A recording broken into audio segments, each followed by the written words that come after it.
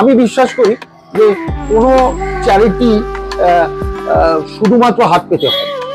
Charity করতে গেলে নিজেরও কিছু কায়িক পরিশ্রম তো লাগে, তার সাথে আর্থিক সাহায্যও প্রয়োজন হয়। সবটাই চেয়ে নেওয়াটা ঠিক।